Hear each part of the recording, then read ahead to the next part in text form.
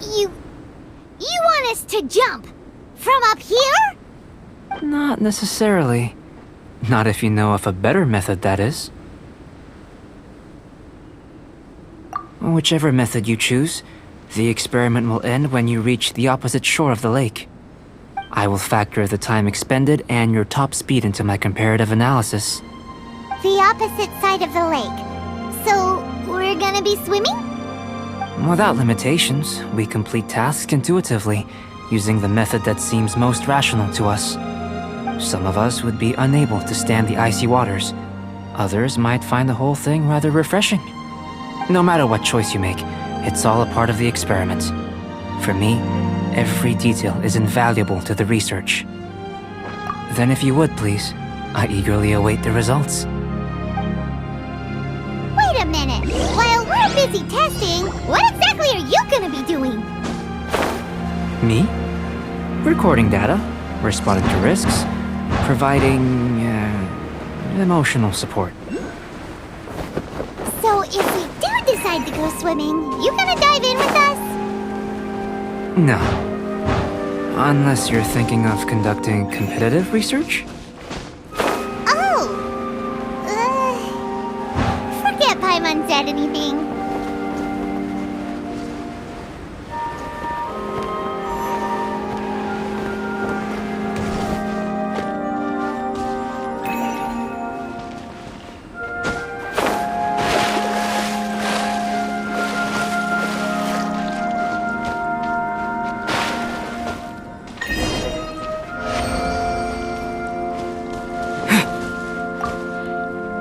Great work. I've never seen a performance quite like it. Your reputation precedes you, traveler. The data shows that you're easily outperforming the average citizen in Mondstadt. But you followed us the whole way without breaking a sweat! Me? Actually, I used alchemy to cheat a little. But anyway, if it turns out that the natural laws of Teyvat do not affect you, I should be able to make various inferences about the otherworldly civilization you belong to. If the natural laws of Teyvat do affect you, then I shall be able to make inferences into the kind of evolution that would occur under the absence of such effects. The innumerable possibilities that this could present, the captivating insights, it would be something to savor again and again. But how does this help your research? You've helped me to unravel many of the problems that were holding it back. When we return to the campsite, I should be able to show you something interesting. I may be about to make some analogies between you and a few unusual specimens. I hope you won't be offended. Gold, petrified trees, a sun 8 times the size of our own. The essence of the investigative process is enthralling, but such feelings are inevitably fleeting in nature. I'm willing to pour all my energy into research, and yet specimens are finite. As the unknown transitions into the realm of scientific understanding, the feeling of enlightenment is lost. All these things that start out as objects of fascination end up possessing the prosaic mundanity of a sunsetia or a sweet flower. They cease to be noteworthy. Oh, so that's why you wanted to sketch those hilly churls? Because you got to see something new and interesting and the differences between them? Precisely. To quote my exact words from earlier, these creatures are, for the most part, quite boring, not worth closer inspection. There is precious little about them that serves to pique my curiosity now. So after all these experiments, are we gonna be, like, boring to you? Like sketches? Of course not. You have been of great assistance to me, and I will remember this friendship for a lifetime. Now, before we head back to the campsite, there's one more experiment. Intelligence. Follow me. There are some other ruins nearby.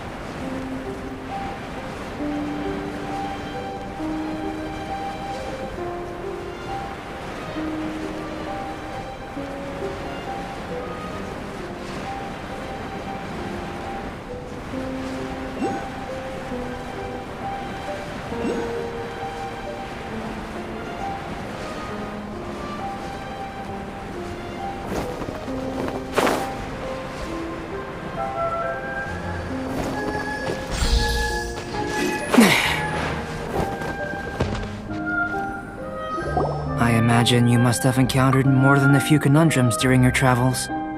I'd like to observe your intelligence by means of a practical test of your capabilities, much as we did for the physical test. I'd like you to explore these ruins and return with your findings. There are 2 puzzles located at the far ends of the ruins. After completion, you should be able to activate the mechanism in the center. As with the physical test, there are no restrictions. Everything you do is an action I wish to observe. Remember that this is a test of intellect, so should you get lucky in any way, that won't be factored in as part of the test. So, let's see you in action. Start wherever you like.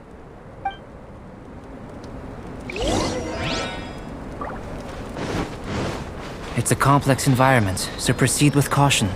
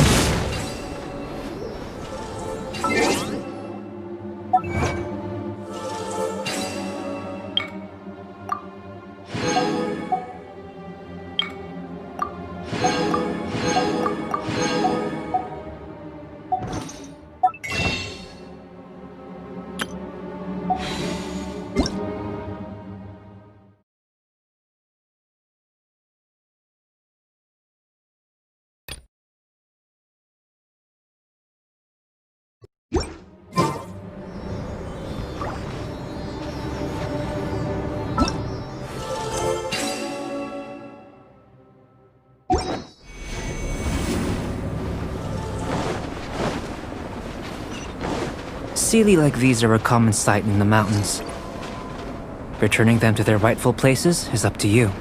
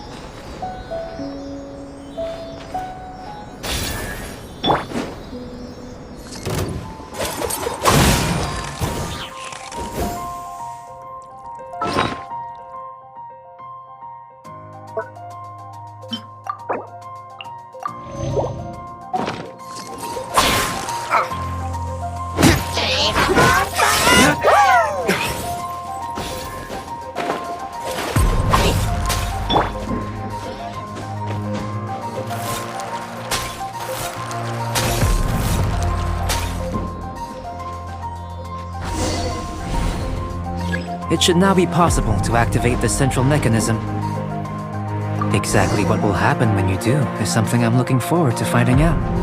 Oh, seems that the water level has suddenly decreased.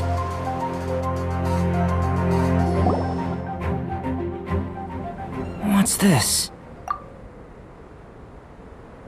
To the best of my knowledge, these belong to a script of some kind. They can be found all over Teyvat, but they've never given up their secrets. There's still a lot to learn about them.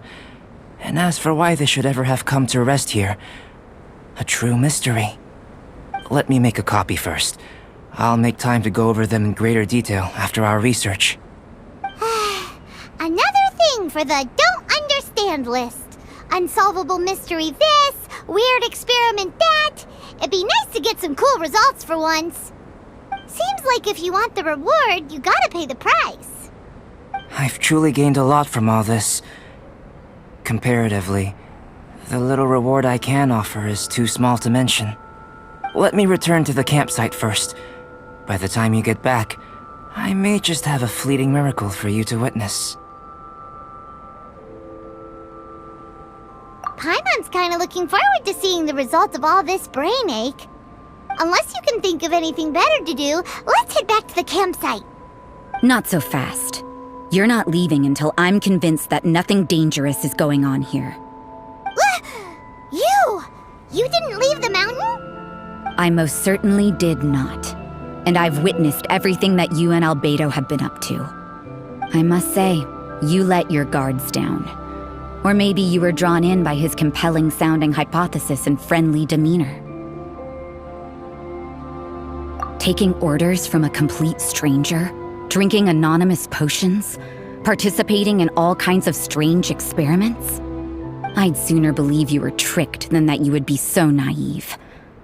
Or perhaps you were colluding from the beginning. Listen, sister, your guard's so high you can't even see over the top of it. It doesn't matter what you think. He could be a saint for all you know. But I understand him a little better than you, Outlander.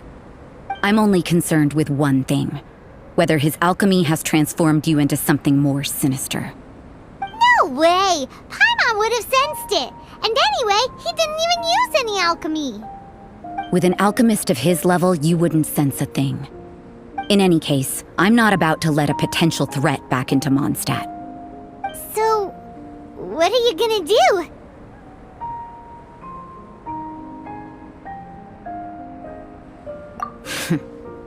I've got to hand it to you. You have your moments. If I can be sure that nothing you came into contact with is dangerous, that's good enough for me. I've investigated everything else. The only items left on the agenda are these symbols. But we don't even know what they mean. That much is true. Not to mention, seems like there's nothing more to them. But for insurance purposes, I'd better make a copy. This is now a location of interest. Regular patrols should be set up here. Now then, all things considered, I deem that you pose no immediate threat. Which is what I was hoping. I would have been one very unhappy sister if you'd made me work overtime on your account. Overtime? Before we go our separate ways, Outlander, a word of advice. Don't be so quick to trust Albedo, and don't repeat the same mistakes that you did this time. You made a lot of rash decisions today. She's gone! So stubborn. Mondstadt doesn't have many people like that. Huh. Never mind her. Let's go see Albedo!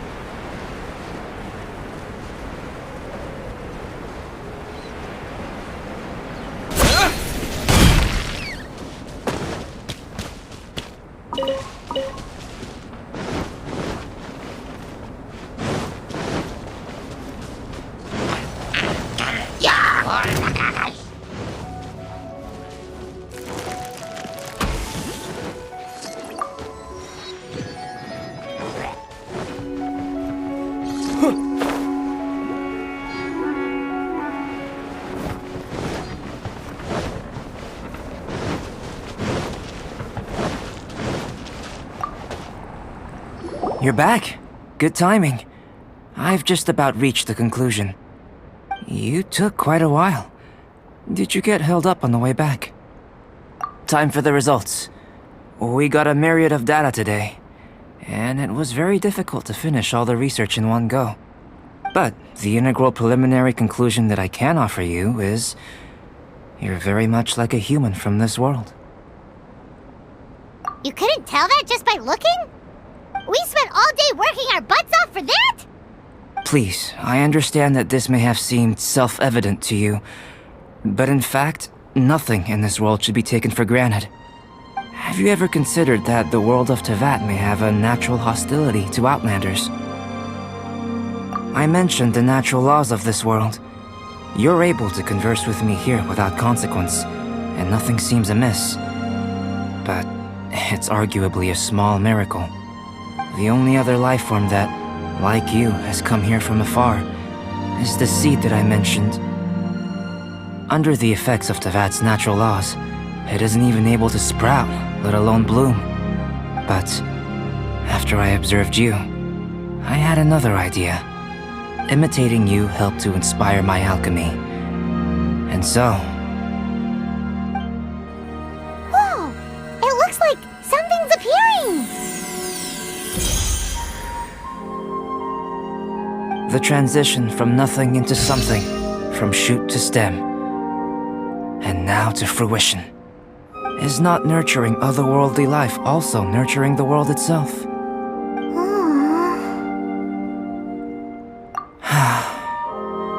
It would seem that that's as far as we go. A transient bloom of incomparable beauty. Life's proudest achievement.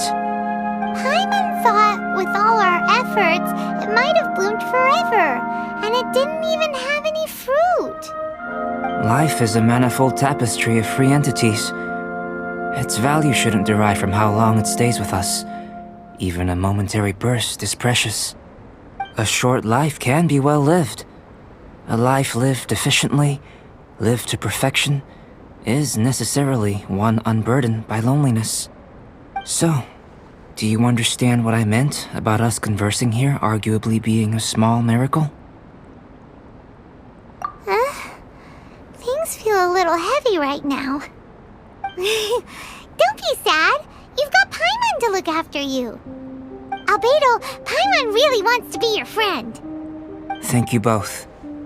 Even if dispelling loneliness is not essential for life, it certainly doesn't hurt. Your help inspired me to discover the means to make a flower bloom.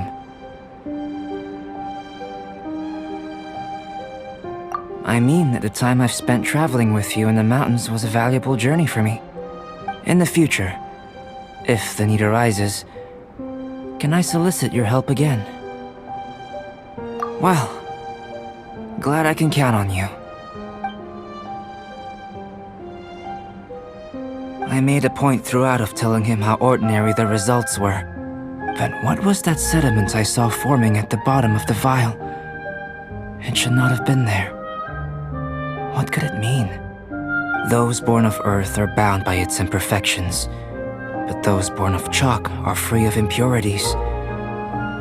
You and I are alike, both composed of a substance that has yet to be fully defined. If, one day, I lose control, destroy Mondstadt, destroy everything, can I rely on you to stop me?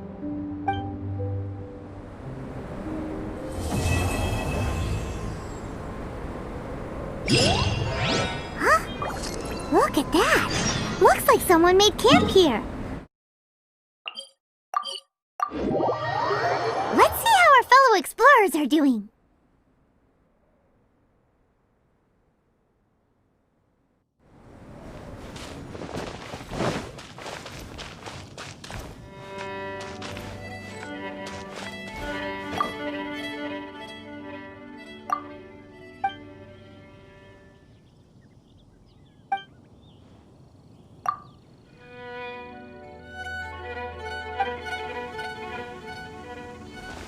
If only we had some help here, or you might just freeze.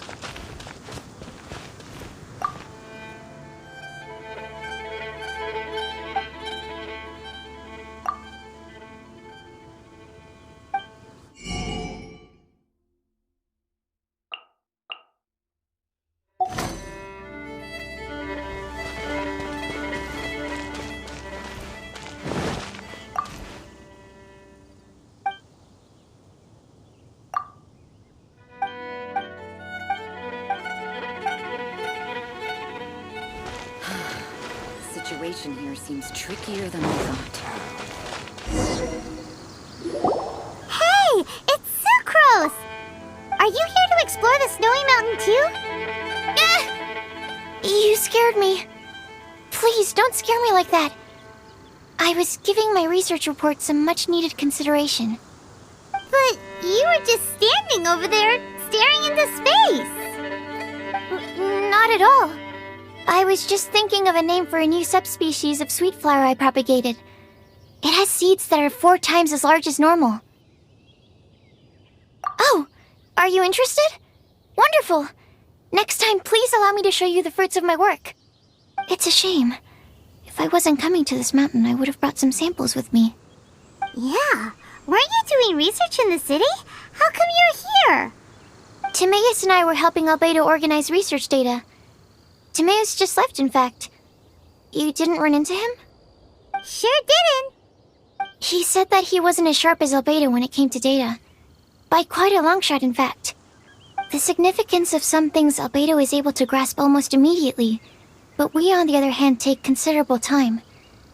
I fear that this must be the difference in our knowledge and experience showing. Timaeus seemed rather depressed about the matter.